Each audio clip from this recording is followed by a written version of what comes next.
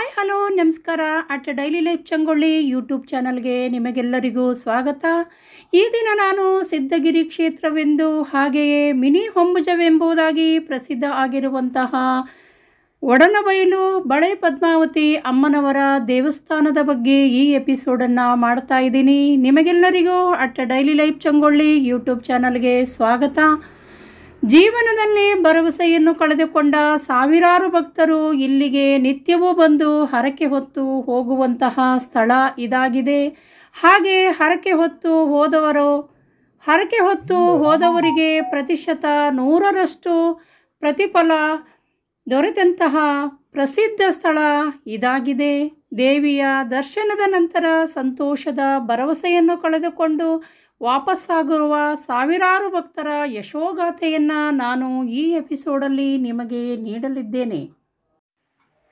ಕಾಯಿಲೆಗಳಿಂದ ಬಳಲುತ್ತಿದ್ದವರು, ಹಲವಾರು ವೈದ್ಯರಲ್ಲಿ ಹೋಗಿ ಗುಣಮುಖ ಆಗದವರು, ಹಾಗೆಯೇ ಯಾರಿಂದಲಾದವರು ಮೋಸ ಹೋದವರು, ಕೋರ್ಟು ಕಚೇರಿ ಕೆಲಸಗಳಿಂದ ಬಳಲುತ್ತಿದ್ದವರು, ಹಾಗೆಯೇ ಸರ್ಕಾರಿ ನೌಕರಿ ಸಿಗಲಿಲ್ಲ ಎಂದು ಬೇಸರವಾಗಿರುವವರು, ಚರ್ಮ ರೋಗದಿಂದ ಬಳಲುತ್ತಿರುವವರು, ಮದುವೆ ಆಗಿಲ್ಲ ಎನ್ನುವವರು, ಮಕ್ಕಳಾಗಿಲ್ಲ ಎನ್ನುವವರು, ನಾಗದೋಷ ಇರುವವರು, ಹೀಗೆ 10 ಹಲವು ಸಮಸ್ಯೆಗಳನ್ನು ಇಟ್ಟುಕೊಂಡು ಜೀವನದಲ್ಲಿ ನೋವಿನಿಂದ ಅಸಂತೋಷದಿಂದ ಬಳಲುತ್ತಿರುವ ಸಾವಿರಾರು ಭಕ್ತರ ಬೇಡಿಕೆ ಈಡೇರಿಸುವಂತಹ ಈ ಒಂದು ಪ್ರಸಿದ್ಧಿ ಸ್ಥಳ ಜೋಗದಿಂದ ಸುಮಾರು 8 ಕಿಲೋಮೀಟರ್ ದೂರದಲ್ಲಿದೆ. ಹಾಗೆ ಹುಬ್ಬಳ್ಳಿಯಿಂದ 175 ಕಿಲೋಮೀಟರ್, ಶಿವಮೊಗ್ಗದಿಂದ 110 ಕಿಲೋಮೀಟರ್ ಹಾಗೂ ಬೆಂಗಳೂರಿನಿಂದ 352 ಕಿಲೋಮೀಟರ್ ದೂರದಲ್ಲಿರುವಂತಹ ಈ ಒಂದು ಸಿದ್ಧಿ ಕ್ಷೇತ್ರದ ಮಹಿಮೆ ಅಪಾರ. ವಿಶ್ವವಿಖ್ಯಾತ ಜೋಗ ಜಲಪಾತದಿಂದ ಸುಮಾರು 8 ಕಿಲೋಮೀಟರ್ ದೂರದಲ್ಲಿರುವಂತಹ ಈ ಒಡನಬೈಲು ಕ್ಷೇತ್ರ ಶರಾವತಿ ವಿದ್ಯುದಾಗಾರದ ಪ್ರದೇಶವಾದ್ದರಿಂದ ಜೋಗದಿಂದ ಮೊದಲು ಅನುಮತಿ ಪತ್ರವನ್ನು ತೆಗೆದುಕೊಂಡು ಹೋಗಬೇಕಾಗುತ್ತದೆ.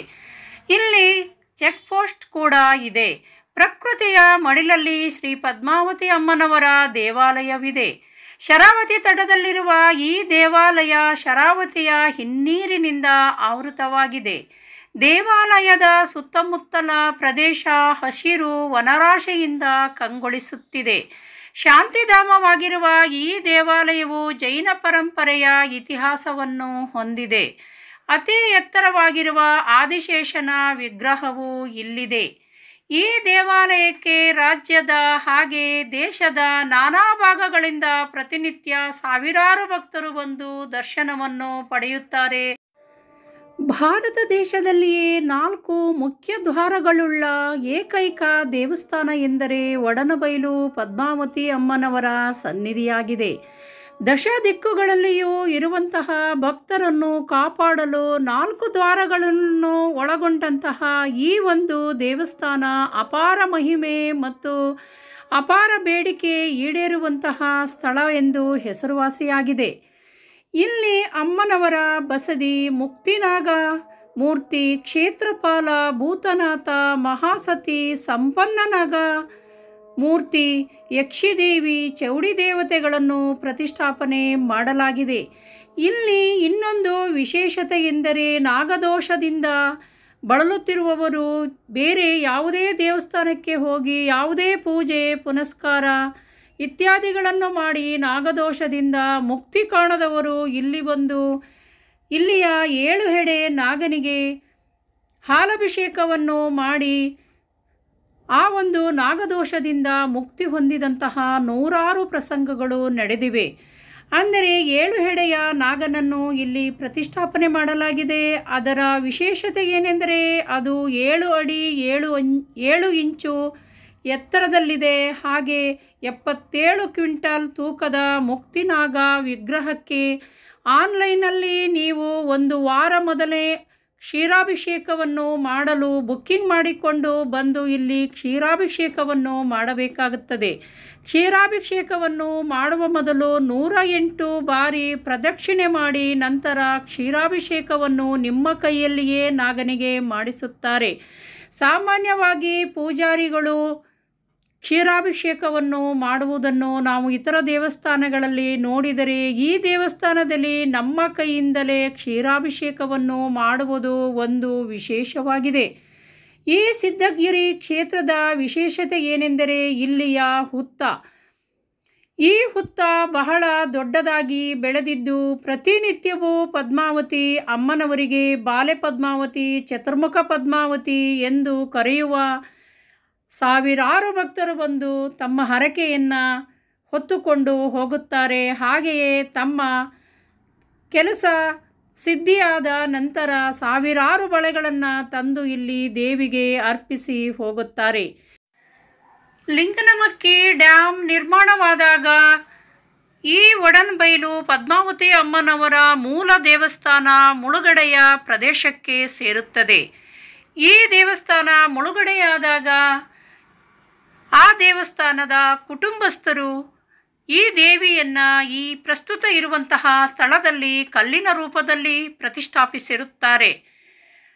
ಮೂಲ ವಂಶಸ್ಥರ ಕನಸಿನಲ್ಲಿ ಬಂದಂತಹ ಬಳೆ ಪದ್ಮಾವತಿ ತಾಯಿ, ನಾನು ಈ ಜಾಗದಲ್ಲಿ ಬಂದು ನೆಲೆಸಿದ್ದೇನೆ, ನನ್ನನ್ನು ನೀವು ನಿತ್ಯವೂ ಪೂಜಿಸಿದರೆ ಇಷ್ಟಾರ್ಥಗಳು ಈಡೇರುತ್ತವೆ ಎಂದು ಕನಸಿನಲ್ಲಿ ಹೇಳುತ್ತಾಳೆ. ಮೂಲ ವಂಶಸ್ಥರು ನೀನು ಈ ಹೊಸ ಜಾಗದಲ್ಲಿ ನೆಲೆ ನಿಂತಿದ್ದಕ್ಕೆ ಕುರುಹಾಗಿ ನಿನ್ನ ಸುತ್ತ ಹುತ್ತ ಬೆಳೆದರೆ ನಾವು ನೀನು ಇಲ್ಲಿ ನೆಲೆ ನಿಂತಿದ್ದೀಯ ಎಂದು ತಿಳಿಯುತ್ತೇವೆ ಎಂದು ದೇವಿಯಲ್ಲಿ ಕೇಳಿಕೊಳ್ಳುತ್ತಾರೆ. ವಿಶೇಷತೆ ಏನೆಂದರೆ ಮಾರನೆಯ ದಿನವೇ ಹುತ್ತವು ಬೃಹದಾಕಾರದಲ್ಲಿ ಬೆಳೆದು ನಿಲ್ಲುತ್ತದೆ ಮತ್ತು ಹುತ್ತದ ಸುತ್ತ ದೊಡ್ಡದಾದ ನಾಗರಹಾವೊಂದು ಸುತ್ತಿಕೊಂಡು ಇರುವಂತಹ ದೃಶ್ಯವನ್ನು ಕಂಡು ಮೂಲ ವಂಶಸ್ಥರು ದಿಗಿಲು ಬೀಳುತ್ತಾರೆ. ಈಗಿರುವ ಬಳೆ ಪದ್ಮಾವತಿ ಅಮ್ಮನವರ ಮೂಲಸ್ಥಾನವು ಮಣ್ಣಿನ ಕಟ್ಟೆಯಿಂದ ಮೊದಲು ಕಟ್ಟಿದ್ದಂತಾಗಿತ್ತು. ಆದರೆ ಬಳೆ ಪದ್ಮಾವತಿ ಅಮ್ಮನವರು ಕನಸಿನಲ್ಲಿ ಬಂದು ನನಗೆ 4 ದಿಕ್ಕುಗಳಲ್ಲಿ ದ್ವಾರಬಾಗಿಲುಗಳನ್ನು ನಿರ್ಮಾಣ ಮಾಡಿ ನಾನು 4 ದಿಕ್ಕುಗಳಿಂದಲೂ ನನ್ನ ಭಕ್ತರನ್ನು ನಾನು ಕಾಯಬೇಕು, ಅವರ ದರ್ಶನಕ್ಕೆ ತೊಂದರೆಯಾಗಬಾರದೆಂದು ಹೇಳುತ್ತಾಳೆ. ಆಕೆಯ ಕೋರಿಕೆಯಂತೆಯೇ ಈ ದೇವಸ್ಥಾನವನ್ನು ಚತುರ್ಮುಖವಾಗಿ ನಿರ್ಮಾಣ ಮಾಡಿ ಚತುರ್ಮುಖವಾಗಿ ದ್ವಾರಬಾಗಿಲುಗಳನ್ನು ಮಾಡಲಾಗಿದೆ. 12 ಅಡಿ ಎತ್ತರದಲ್ಲಿ ಬೆಳೆದು ನಿಂತಿರುವಂತಹ ಈ ಬೃಹದಾಕಾರದ ಹುತ್ತಕ್ಕೆ ಪ್ರತಿದಿನವೂ ಪೂಜೆಯನ್ನು ನೆರವೇರಿಸಲಾಗುತ್ತದೆ. ಇಲ್ಲಿನ ವಿಶೇಷವಾದ ಪ್ರಸಾದವೆಂದರೆ ಹುತ್ತದ ಮಣ್ಣು. ಯಾವುದೇ ತೊಂದರೆಯಿಂದ ಬಳಲುತ್ತಿರುವವರು, ಯಾವುದೇ ಕಾಯಿಲೆಯಿಂದ ಬಳಲುತ್ತಿರುವವರು, ಜೀವನದಲ್ಲಿ ಭರವಸೆಯನ್ನು ಕಳೆದುಕೊಂಡವರಿಗೆ ಈ ಹುತ್ತದ ಮಣ್ಣನ್ನೇ ಪ್ರಸಾದವಾಗಿ ನೀಡುತ್ತಾರೆ. ಹಾಗೆಯೇ ಬಳೆ ಪದ್ಮಾವತಿ ಅಮ್ಮನವರಿಗೆ ಹರಕೆಯನ್ನು ಹೊತ್ತವರು 108, 1008, 25,000 ಹೀಗೆ ಭಕ್ತಾದಿಗಳ ಇಚ್ಛಾನುಸಾರ ಇಲ್ಲಿಗೆ ಬಂದು ಹರಕೆಯನ್ನು ತೀರಿಸುತ್ತಾರೆ. ಹಾಗೆಯೇ ಮಗುವಾದ ನಂತರ ಮಗುವಿನಷ್ಟೇ ತೂಕದ ಬಳೆಯನ್ನು ಸಹ ಇಲ್ಲಿ ಅರ್ಪಿಸುವುದು ವಿಶೇಷವಾಗಿದೆ. ಹಾಗೆಯೇ ತಮ್ಮ ಹರಕೆಯನ್ನು ಹೊತ್ತುಕೊಂಡು ಹೋದವರು ತಮ್ಮ ಕೆಲಸ ಆದ ನಂತರ ತುಲಾಭಾರವನ್ನು ನೆರವೇರಿಸಿ ಇಲ್ಲಿ ಹರಕೆಯನ್ನು ತೀರಿಸುವ ಕ್ರಮ ಸಹ ಇದೆ. ಯಾವುದೇ ಕೋರ್ಟಿನ ವ್ಯಾಜ್ಯದಿಂದ ಬಳಲುತ್ತಿರುವವರು, ಸಮಸ್ಯೆಯಿಂದ ಬಳಲುತ್ತಿರುವವರು, ಹಾಗೆ ಯಾವುದೇ ರೋಗದಿಂದ ಬಳಲುತ್ತಿರುವವರು, ನೌಕರಿ ಸಿಗದೆ ಅಲೆದಾಡುತ್ತಿರುವವರು ಇಲ್ಲಿಗೆ ಬಂದು ಇಲ್ಲಿನ ಭೂತರಾಯನಲ್ಲಿ ಒಂದು ಹರಕೆಯನ್ನು ಮಾಡಿಕೊಂಡು ಹೋಗುವ ಪದ್ಧತಿ ಸಹ ಇದೆ. ಬಳೆ ಪದ್ಮಾವತಿ ಅಮ್ಮನವರ ದೇವಸ್ಥಾನದ ಪಕ್ಕದಲ್ಲೇ ಇರುವಂತಹ ಭೂತರಾಯನಿಗೆ ಹರಕೆಯನ್ನು ಹೊತ್ತುಕೊಂಡು ತಮ್ಮ ಬಯಕೆ ಈಡೇರಿದ ನಂತರ 5 ಕುಂಬಳಕಾಯಿ ಮತ್ತು 2 kg ಕುಂಕುಮವನ್ನು ತಂದು ಅರ್ಪಿಸಿ ಹೋದರೆ ಅವರ ಹರಕೆ ತೀರಿದಂತೆಯೇ. ಹಾಗೆಯೇ ಯಾರಾದರೂ ಹರಕೆಯನ್ನು ಹೊತ್ತವರು ಅವರಷ್ಟೇ ಉದ್ದದ ತ್ರಿಶೂಲವನ್ನು ಸಹ ತಂದು ಇಲ್ಲಿ ಭೂತರಾಯನಿಗೆ ಅರ್ಪಿಸಿ ಹೋದರೆ ಅವರಿಗೆ ಒಳ್ಳೆಯದಾದಂತಹ 100 ಘಟನೆಗಳು, ನಿದರ್ಶನಗಳು ಇಲ್ಲಿ ನಡೆದಿವೆ. ಇಲ್ಲಿನ ಇನ್ನೊಂದು ವಿಶೇಷತೆ ಏನೆಂದರೆ ನವಗ್ರಹ ಮೂರ್ತಿ. ಏಕಶಿಲೆಯಲ್ಲಿ ನವಗ್ರಹಗಳನ್ನು ಕೆತ್ತಲಾಗಿರುವ ಸುಂದರವಾದ ಮೂರ್ತಿಯನ್ನು ನಾವಿಲ್ಲಿ ಕಾಣಬಹುದಾಗಿದೆ. ಈ ನವಗ್ರಹ ಮೂರ್ತಿಯ 9 ಪ್ರದಕ್ಷಿಣೆಯನ್ನು ಹಾಕಿ ತಮ್ಮ ಬಯಕೆಯನ್ನು ಹರಕೆಯನ್ನು ಈಡೇರಿಸಿಕೊಂಡಂತಹ ಸಾವಿರಾರು ಭಕ್ತರಿದ್ದಾರೆ. ಹಲೋ, ನಮಸ್ತೆ. ಹಳೆ ಪದ್ಮಾವತಿ ಅಮ್ಮನವರ ದೇವಸ್ಥಾನಕ್ಕೆ ದೂರದ ಹೂವಿನ ಹಡಗಲಿಯಿಂದ ಬಂದಿದ್ದೀರಿ. ನೀವೆಲ್ಲ ಏನು ಹರಕೆ ಹೊತ್ಕೊಂಡಿದ್ರ? ಹೇಗೆ ಅಮ್ಮ ತೀರಿಸ್ತಾಳಂತಂದು ಬಹಳ ಪವರ್ಫುಲ್ ದೇವರಂತ ಹೇಳಿದ್ರ ಹತ್ರದಲ್ಲಿ ಬಂದಿದ್ದೆ, ಹೋಗಿ ಬರೋಣ ಅಂತ ಬಂದೆ. ಭಾಳ ಪವರ್ಫುಲ್ ದೇವರು. ಹರಕೆ ಹೊತ್ಕೊಂಡ್ರೆ ಅದು ಈಡೇರುತ್ತೆ ಅಂತ ನೀವು ಹರಕೆ ಹೊತ್ಕೊಂಡು ಹೋಗ್ಲಿಕ್ಕೆ ಬಂದಿದ್ದೀರಿ. ಹರಕೆ ಈಡೇರಿದ ಮೇಲೆ ಮತ್ತೊಮ್ಮೆ ಬರೋರಿದ್ದೀರಿ ದೇವಿಗೆ. ಇಲ್ಲಿ ಸಾಮಾನ್ಯವಾಗಿ ಯಾವುದೇ ಒಂದು ಹರಕೆ ಹೊತ್ಕೊಂಡ್ರೆ ಈಡೇರುತ್ತೆ ಅನ್ನೋ ಒಂದು ನಂಬಿಕೆಯಿಂದನೇ ಈ ದೇವಸ್ಥಾನ ಅಷ್ಟೊಂದು ಪ್ರಸಿದ್ಧಿ ಆಗಿರೋದು. ಹಾಗಾಗಿ ತಾವು ಹರಕೆ ಹೊತ್ಕೊಂಡು ಹೋಗ್ಲಿಕ್ಕೆ ದೂರದ ಬಳ್ಳಾರಿ ಜಿಲ್ಲೆ ಹೂವಿನ ಹಡಗಲಿಯಿಂದ ಬಂದಿದ್ದೀರಿ. ಪದ್ಮಾವತಿ ಒಳ್ಳೇದು ಮಾಡಲಿ ಅಂತೇಳಿ ಕೇಳ್ಕೊಳ್ಳೋಣಮ್ಮ. ದೇಶದ ನಾನಾ ಭಾಗಗಳಿಂದ ಬರುವಂತಹ ಭಕ್ತರು ಉಳಿದುಕೊಳ್ಳಲು ಇಲ್ಲಿ ರೂಮುಗಳ ವ್ಯವಸ್ಥೆ ಸಹ ಇದೆ. ದಿನವೊಂದಕ್ಕೆ 400 ರೂಪಾಯಿಯನ್ನು ಪಾವತಿಸಿ ಇಲ್ಲಿ ಉಳಿದುಕೊಳ್ಳುವಂತಹ ವ್ಯವಸ್ಥೆ ಸಹ ಇದೆ. ಹಾಗೆಯೇ ಭಕ್ತಾದಿಗಳಿಗೆ ಬೆಳಗಿನ ತಿಂಡಿ ಮತ್ತು ಮಧ್ಯಾಹ್ನದ ಊಟದ ವ್ಯವಸ್ಥೆ ಕೂಡ ಮಾಡಲಾಗಿದೆ. ಹಲೋ, ನಮಸ್ತೆ. ತಾವು ಎಲ್ಲಿಂದ ಬಂದಿದ್ದೀರಿ? ಏನು ಪ್ರೇಯರ್ ಮಾಡ್ಕೊಂಡು ಬಂದಿದ್ರಿ ಹಳೆ ಪದ್ಮಾವತಿ ಅಮ್ಮನವರಿಗೆ? ನಾವು ಬೇರೆ ದಿನ ಬಂದು ಸಾಂಗಲಿ ಮಹಾರಾಷ್ಟ್ರ ನಾವ್ರ ಹುಡುಗಿ ಆಗ್ಬೇಕಂತ ಬೇಡ್ಕೊಂಡಿದ್ದು. ಓ, ಮಗು ಆಗ್ಬೇಕು ಅಂತ ಹೇಳಿ ಬೇಡ್ಕೊಂಡಿದ್ರಿ ಮಗಳಿಗೆ ಹರಕೆ ಮಾಡ್ಕೊಂಡು ಹೋಗಿದ್ರಿ. ಮಗು ಆಗಿದೆ, ಹರಕೆ ತೀರ್ಸಕ್ ಬಂದಿದ್ದೀರಾ. ಹರಕೆ ರೂಪದಲ್ಲಿ ಬಳೆಯನ್ನ ಅರ್ಪಿಸಿದ್ರೆ ಸಕ್ಸಸ್ ಆಗತ್ತೆ ಅಂತ ಹೇಳ್ತಾರೆ. ಖಂಡಿತವಾಗ್ಲೂ ತಮಗ ಸಕ್ಸಸ್ ಆಗಿದೆ. ಇದೇ ಬಳೆ ಪದ್ಮಾವತಿ ಅಮ್ಮನವರ ಮೂಲ ಸ್ಥಾನ. ಲಿಂಗನಮಕ್ಕಿ ಡ್ಯಾಮ್ ನಿರ್ಮಾಣವಾದಾಗ ಅದರ ಮೂಲ ವಂಶಸ್ಥರು ಬಳೆಗಳನ್ನು ಜಾಗದಲ್ಲಿ ಲಕ್ಷ ಲಕ್ಷ ಸಂಖ್ಯೆಯಲ್ಲಿ ಇರುವಂತಹ ಬಳೆಗಳ ಮಧ್ಯೆ ವಿರಾಜಮಾನವಾಗಿ ಇಲ್ಲಿ ನಿತ್ಯವೂ ಬರುವಂತಹ ಭಕ್ತರಿಂದ ದೇವಿ ಕೇಳಿಕೊಳ್ಳುವುದಂತಹ ತಮಿಳುನಾಡು, ಗೋವಾ, ಮಹಾರಾಷ್ಟ್ರ, ಪುಣೆ, ಡೆಲ್ಲಿ, ರಾಜಸ್ಥಾನ ಹೀಗೆ ಬೇರೆ ಬೇರೆ ಕಡೆಯಿಂದ ಬರುವಂತಹ ಭಕ್ತರು ಇಲ್ಲಿ ಈ ದೇವಿಯ ದರ್ಶನ ಮಾಡಿ ಪುನೀತರಾಗಿ ತಮ್ಮ ಬಯಕೆಯನ್ನು ಈಡೇರಿಸಿಕೊಂಡು ಹೋಗುತ್ತಾರೆ. ಹೀಗೆ ದಿನ ದಿನಕ್ಕೆ ಪ್ರಸಿದ್ಧಿಗೆ ಬರುವಂತಹ ಬಳೆ ಪದ್ಮಾವತಿ ಅಮ್ಮನವರ ದೇವಸ್ಥಾನ ಒಂದು ಸಿದ್ಧಿಕ್ಷೇತ್ರವೆಂದು ಪ್ರಸಿದ್ಧಿಯಾಗಿದೆ.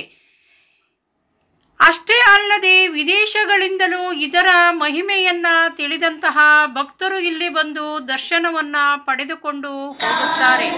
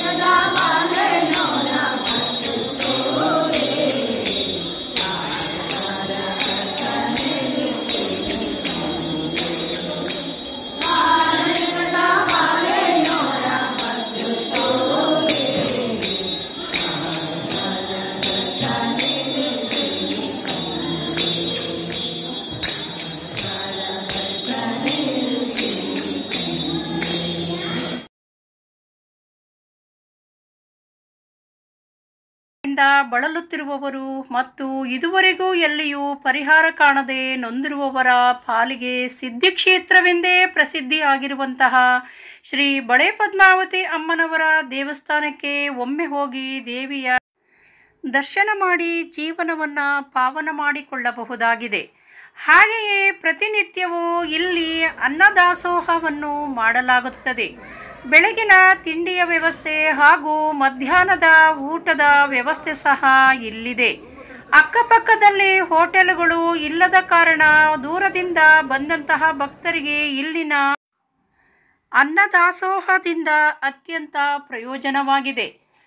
ಹಾಗೆಯೇ ವಿವಿಧ ಕಾಯಿಲೆಯಿಂದ ಬಳಲುತ್ತಿರುವವರು, ಕೋರ್ಟು ಕಚೇರಿ ಕೆಲಸದಿಂದ ಬೇಸತ್ತವರು, ಕಳ್ಳತನವಾಗಿ ಆ ವಸ್ತುಗಳು ಇದುವರೆಗೂ ಸಿಗದೇ ಇದ್ದವರು, ಕೆಲಸ ಸಿಕ್ಕಿಲ್ಲ ಎನ್ನುವವರು, ಚರ್ಮ ರೋಗದಿಂದ ಬಳಲುವವರು, ಹಾಗೆಯೇ ನಾಗದೋಷ ಇರುವವರು ಇಲ್ಲಿಗೆ ಬಂದು ನಾಗನಿಗೆ ಹಾಲಿನ ಅಭಿಷೇಕ ಮಾಡಿಕೊಂಡು ಹೋದರೆ ಸಮಸ್ಯೆಗಳಿಂದ ಪರಿಹಾರ ಸಿಕ್ಕ ಕಾರಣ ಇಲ್ಲಿಗೆ ನೂರಾರು ಭಕ್ತರು ಹಾಲಿನ ಅಭಿಷೇಕಕ್ಕಾಗಿಯೇ ಆನ್ಲೈನ್ನಲ್ಲಿ ಅಪಾಯಿಂಟ್ಮೆಂಟ್ ತಗೊಂಡು ಇಲ್ಲಿಗೆ ಬಂದು ಹೋಗುತ್ತಾರೆ.